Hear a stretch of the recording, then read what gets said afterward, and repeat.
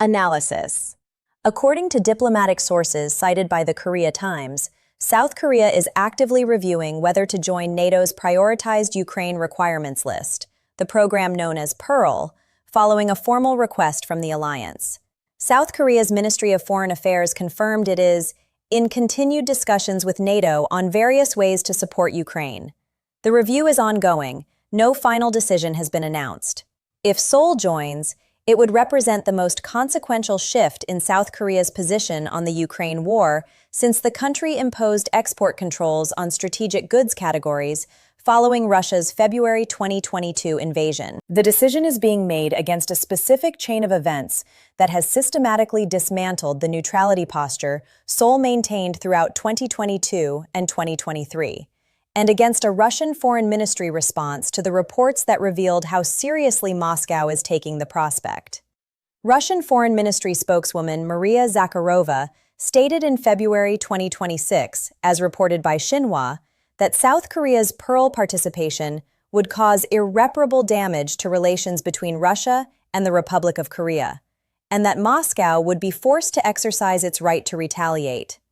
She characterized South Korea's prior non-participation in Western arms support as a prerequisite for the future restoration of relations. The phrase is analytically significant. Russia had been holding out post-war diplomatic normalization as leverage to maintain Seoul's neutrality. That leverage is now being explicitly threatened rather than extended. The chain of events that forced Seoul's hand. Russia's 2022 invasion produced an immediate initial response from South Korea. Financial sanctions consistent with the Western coalition's position and export controls on 42 strategic product categories, including semiconductors and precision machine components. Moscow added South Korea to its list of unfriendly nations. But below that formal rupture, the practical relationship was not severed. Both sides had reasons to maintain the channel. Russia needed South Korean technology. Seoul needed to manage its Moscow relationship carefully, in part because Russia held influence in Pyongyang. That calculation began collapsing in September 2023. Putin met Kim Jong-un at the Vostochny Cosmodrome in the Russian Far East, in what the images made unmistakably clear was a military supply arrangement. According to data from South Korea's Defense Intelligence Agency cited by multiple outlets, more than 33,000 containers of military equipment, including an estimated 1.5 million 152mm artillery shells, were subsequently transferred from North Korea to Russia via Rajin port. In June 2024, Putin flew to Pyongyang and signed a mutual defense pact with Kim Jong-un, providing for military assistance if either side came under attack. South Korea's foreign ministry warned publicly that it would reconsider its policy of limiting assistance to Ukraine to non-lethal equipment only. In October 2024, Western and South Korean intelligence services confirmed the deployment of approximately 14,000 North Korean soldiers to Russia's Kursk region to fight alongside Russian forces. This was no longer an arms arrangement.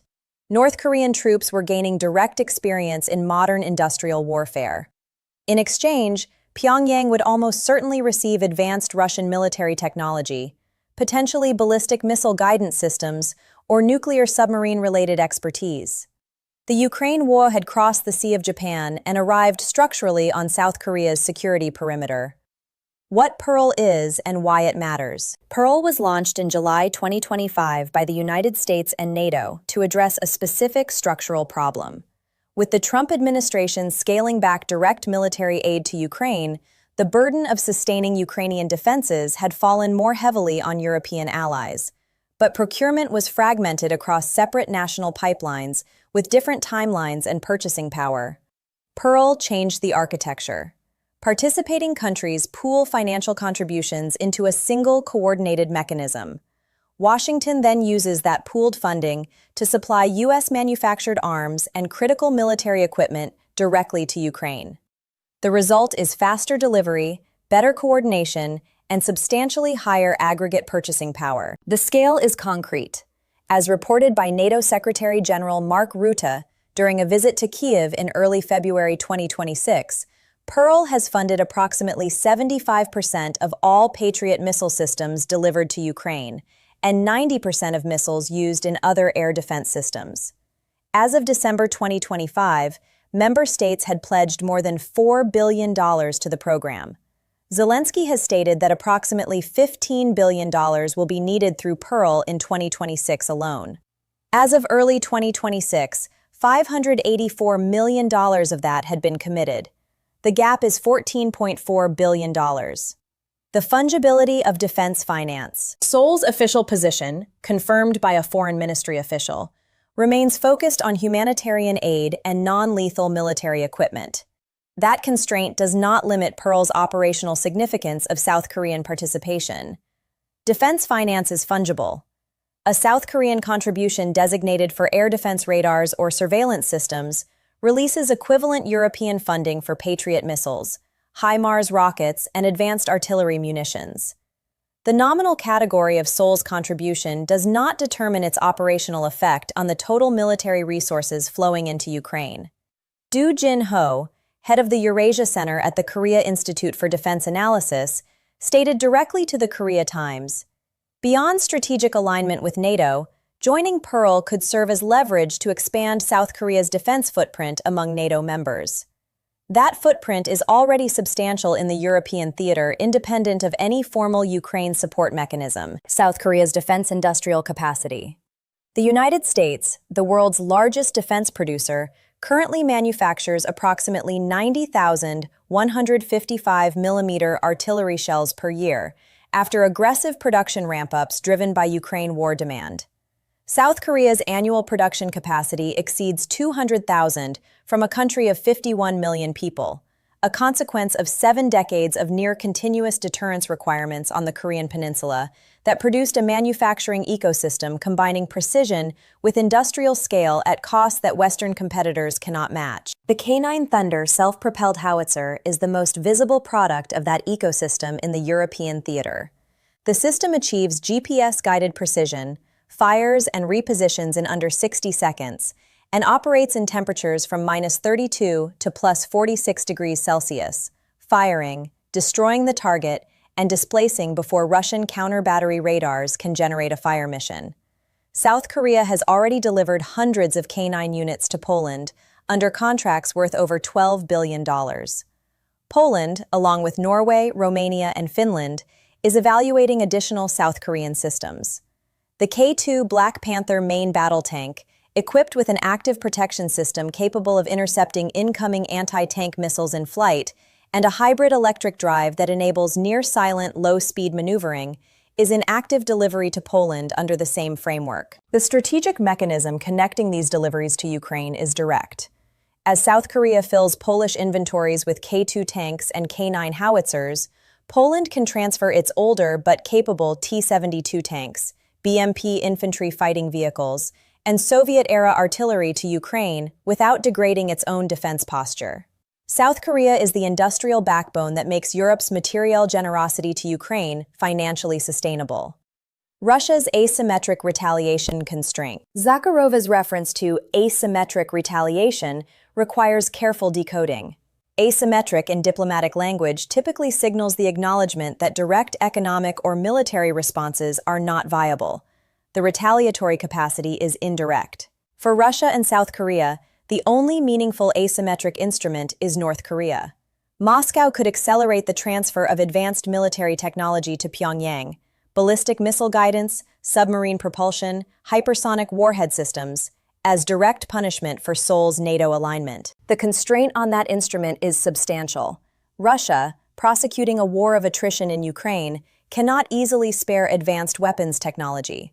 More critically, Beijing does not want a more capable, less predictable North Korea operating on its northeastern border. China has tolerated the Russia-North Korea military relationship as a manageable irritant. An accelerated technology transfer that provides Pyongyang with credible nuclear submarine capability or hypersonic missiles would be a strategic problem China inherits rather than manages. China's leverage over Kim Jong-un is already limited. A North Korea with substantially enhanced capabilities and Russian backing is not a partner Beijing wants. It is a constraint Beijing must manage indefinitely. The asymmetric retaliation option is theoretically available. Its costs, in terms of the Russian-Chinese relationship, China's tolerance of Russian behavior generally, and the diversion of advanced technology from Russia's own depleted military inventory constrain Moscow far more substantially than its stated target. The Indo-Pacific alignment pattern. South Korea's PURL review is not occurring in isolation. Japan announced plans to join PURL in February 2026, with Tokyo's initial funding designated for radar systems and body armor.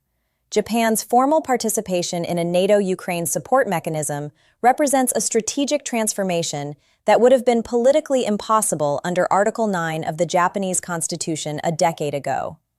Australia and New Zealand have deepened their engagement with NATO-Ukraine support mechanisms.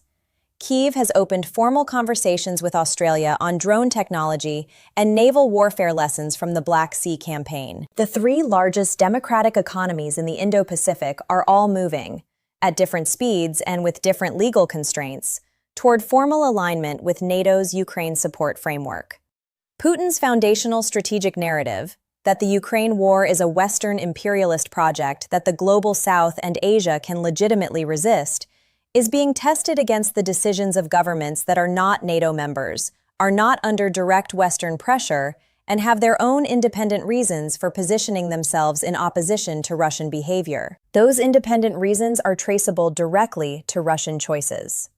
The invasion of Ukraine drove Seoul and Tokyo toward exactly the alliance alignment Moscow most wanted to prevent. The decision to deploy North Korean troops to Kursk accelerated that movement. The Russia-DPRK Mutual Defense Pact formalized it. Putin's Asia strategy was built on maintaining equidistance between Russia and the democratic Pacific economies. His own decisions destroyed that equidistance. The economic collapse of Moscow's leverage. In 2021, South Korea's exports to Russia totaled approximately $10 billion annually. Hyundai operated a major manufacturing facility in St. Petersburg. Samsung, LG, and dozens of South Korean technology firms had significant Russian market exposure.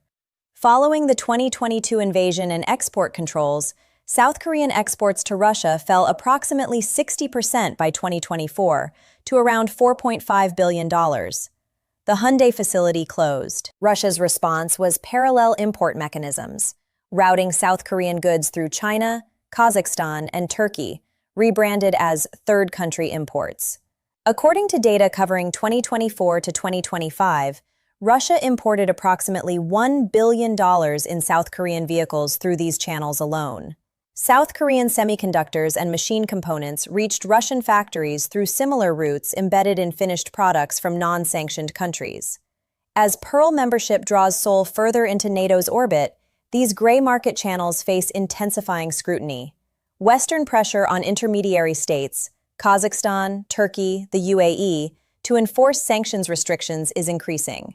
As reported by the Moscow Times in a February 2026 analysis, access to quality imported goods among middle-class Russians has been quietly deteriorating, with Chinese alternatives replacing Western and South Korean brands at substantially higher price points in affected segments. Independent polling data provides the political context.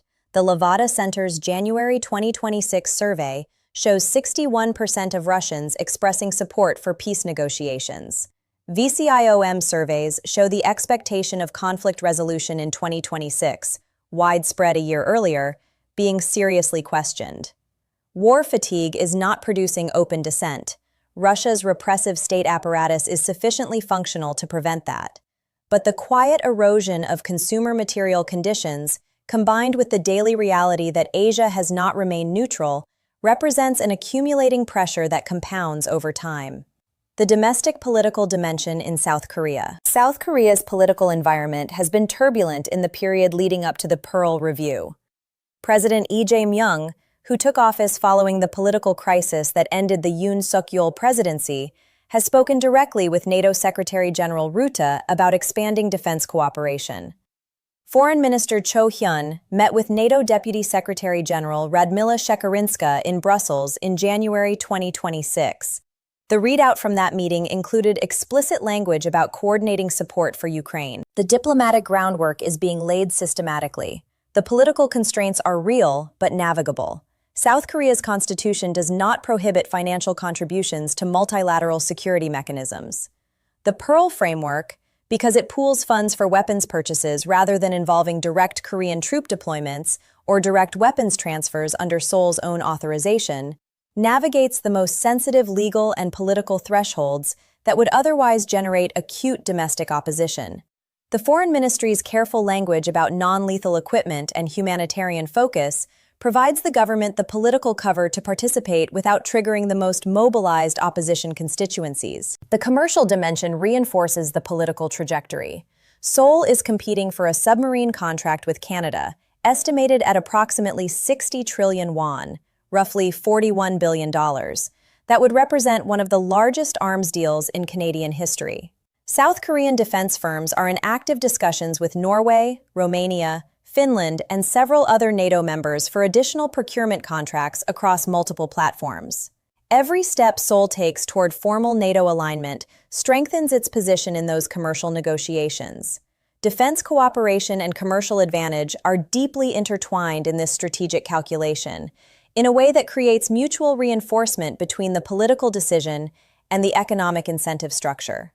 The gray market pipeline and its strategic function for Putin. Russia's gray market import mechanism, routing South Korean and Western goods through intermediary states to maintain the domestic appearance of normality, serves a specific political function within Russia that is distinct from its economic function. Putin's domestic political survival depends substantially on a narrative. Western sanctions have imposed costs, but Russian society remains functional, goods remain available, and the sacrifices of war are matched by state capacity to maintain daily life. South Korean cars in Russian showrooms, South Korean electronics available through gray market channels, the cosmetic continuity of consumer normality. These are props in that political performance. The gray market works because of intermediary states that are willing, for their own commercial reasons, to facilitate re-export. As PURL membership draws Seoul more formally into the NATO-Ukraine support architecture, Western pressure on those intermediary states to close re-export channels intensifies. Kazakhstan, Turkey, and the UAE face increasing scrutiny from Western partners on sanctions enforcement.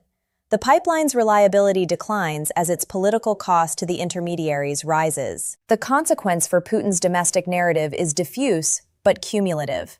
Among Russia's oligarch class, whose asset access is already severely constrained by frozen Western financial holdings, the gray market pipelines have been the last pressure valve for high-end consumption. As those channels narrow, the private conversations about the war's cost and the desirability of settlement that observers report among oligarchs and business community figures become more frequent. War fatigue does not produce open political challenge in a state with Russia's repressive architecture, but it shifts the internal political calculus in ways that matter over multi-year time horizons. The technology transfer problem inside the Russia-DPRK relationship. The Russia-North Korea military relationship has a dimension that South Korean defense planners assess as the most structurally dangerous element of the alliance, the technology transfer dimension that runs in both directions. North Korea has provided Russia with artillery shells and, subsequently, soldiers. Russia's side of the ledger, what Pyongyang receives in exchange, is the variable that most directly affects South Korea's security calculation. Confirmed transfers to date include conventional military equipment and training. The contested question is whether Russia has provided or intends to provide Pyongyang with capabilities in categories that would alter North Korea's strategic position: ballistic missile guidance precision, solid fuel ICBM technology, submarine-launched ballistic missile systems, or hypersonic delivery vehicle technology. South Korea's intelligence community has publicly assessed the risk of such transfers as real and increasing as the Russia-DPRK relationship deepens. The PURL review is, in part, a direct response to that assessment. If the war continues long enough at the current terms of exchange, Pyongyang may emerge from it with qualitatively enhanced capabilities that South Korea's existing deterrence infrastructure is not calibrated to manage. The preventive logic of Seoul's potential PURL membership is therefore not only about Ukraine's battlefield position. It is about shortening the timeline of the Russia-DPRK military exchange, reducing the duration over which North Korea continues to build its experiential base in modern industrial warfare, and over which Russia has both the incentive and the opportunity to provide technology transfers in exchange for continued manpower and munitions supply. Every month the war continues at the current tempo is a month of additional DPRK technology exposure. South Korea's contribution to PURL is a contribution to compressing that exposure window. The Taiwan precedent question. Analysts tracking the Indo-Pacific dimension of the Ukraine war have consistently noted the Taiwan precedent dynamic. China is watching the international response to Russia's invasion as a calibration data point for its own assessments about the costs and international reactions to potential coercive action against Taiwan. South Korea's PURL membership adds a specific dimension to that calculus. Seoul's decision to formally align with a NATO mechanism in support of a country under territorial aggression by a major power, despite the commercial, diplomatic, and strategic costs involved, signals something about democratic middle power behavior under pressure that extends beyond the Ukraine context. Japan's simultaneous engagement adds to that signal. The pattern of Indo-Pacific democratic economies moving toward NATO's Ukraine support framework, despite their geographic distance from the European theater and the absence of treaty obligations requiring it, constitutes a form of revealed preference about how these governments will position themselves when territorial sovereignty is challenged by military force. Whether that signal affects Chinese calculations about Taiwan involves multiple additional variables. But South Korea's PURL decision is being made in an environment where its strategic weight is understood to extend beyond its direct effect on Ukraine's military capacity. It is a statement about which security architecture the government of South Korea believes it is part of, and what costs it is willing to accept to remain credibly part of it. The strategic irony, Russia's self-defeating escalation logic. The chain of causation connecting the Ukraine invasion to South Korea's PURL review is worth mapping explicitly because it illustrates the self-defeating logic of the escalation decisions Russia made at each stage. Russia's conventional manpower losses in Ukraine created the demand for supplementary forces. That demand produced the arms arrangement with North Korea, then the military deployment of North Korean troops to Kursk, then the formal mutual defense pact with Kim Jong-un. Each step was a rational response to an immediate military deficit. Each step also had a specific effect in Seoul. The arms arrangement crossed South Korea's first warning threshold. The mutual defense pact crossed its political red line. The troop deployment crossed its intelligence assessment of the threat level from enhanced North Korean military capabilities acquired through Russia. The cumulative effect of three rational in isolation Russian decisions was to produce the precise strategic outcome: South Korean alignment with NATO's Ukraine support architecture that Moscow's Asia strategy had been designed over 2 decades to prevent. This pattern, local tactical rationality producing strategic self-defeat, is visible across multiple dimensions of Russia's Ukraine war conduct. The Oreshnik deployment in Belarus was designed to intimidate European governments into reducing Ukraine's support. The result has been accelerated European defense spending and nuclear law amendments in Finland. The North Korean troop deployment was designed to compensate for Russian manpower deficits. The result is South Korea's PURL review and Japan's formal NATO engagement. The invasion itself was designed to prevent NATO's eastward expansion. The result was Finland and Sweden's accession, the transformation of the Baltic Sea into a closed NATO lake, and the permanent positioning of NATO command infrastructure within operational range of Russia's most sensitive strategic assets. The air defense arithmetic. Ukraine's primary strategic vulnerability in the current phase of the conflict is air defense. Russia has escalated its use of Shahed series attack drones, Iskander-M ballistic missiles, and Kh-101 cruise missiles against energy infrastructure, heating systems, water treatment, and transportation hubs. The campaign's objective is not immediate military decision. It is the erosion of civilian political will and the forced diversion of Ukrainian resources from the front to emergency repair and civil defense. PURL's air defense focus is precisely calibrated to counter this instrument. The Patriot systems funded through the program have substantially increased interception rates of Russian ballistic missiles, but Ukraine burns through Patriot interceptors at rates that stress production schedules. The $15 billion Zelensky identified as the 2026 PURL requirement is the cost of sustaining the air defense umbrella that allows Ukrainian civilian infrastructure to continue functioning. South Korean contribution to this calculus, even designated for radar systems and non-lethal electronic warfare assets, directly releases European PURL funding for Patriot interceptors. Japanese radar systems combined with South Korean electronic warfare assets and Patriot missiles funded through PURL produce a layered air defense architecture that raises the cost per target for Russian missile campaigns. The cost per Russian ruble spent on Iskander missiles launched against Ukrainian power stations rises. The strategic utility of infrastructure campaigns declines.